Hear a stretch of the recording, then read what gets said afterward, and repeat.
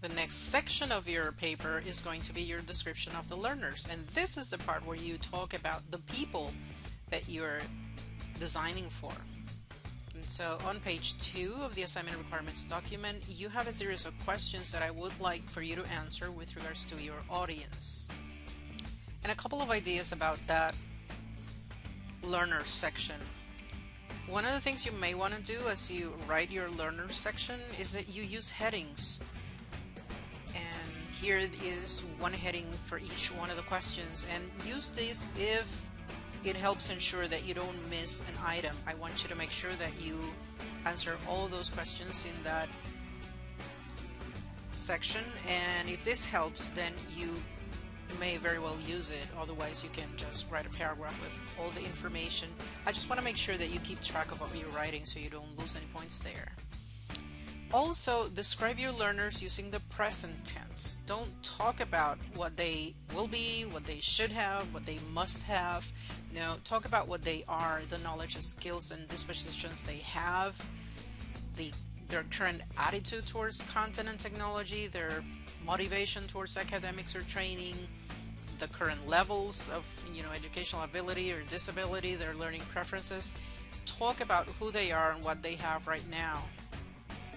Have a specific group of people in mind.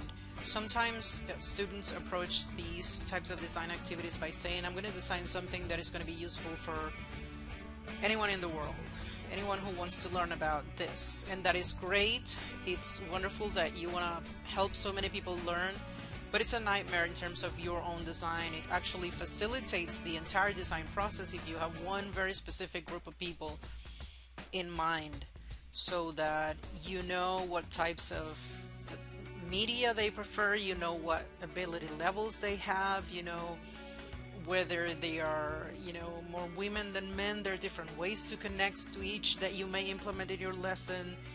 You know whether they have prior knowledge.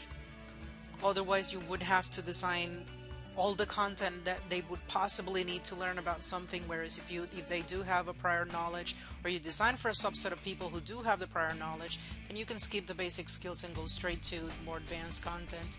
All of these things are important to know about your learners, and you are in better shape if you actually have a specific group of people in mind, which you can describe in these terms. Now, obviously, this information, if you don't know right now, you collect the information from whichever means you have available. If this is people who work with you, you can ask around, you can interview a few of the subjects, you can have surveys, whichever way you can collect data, but it's much better if you have the specific group of people and you understand each of these aspects about them.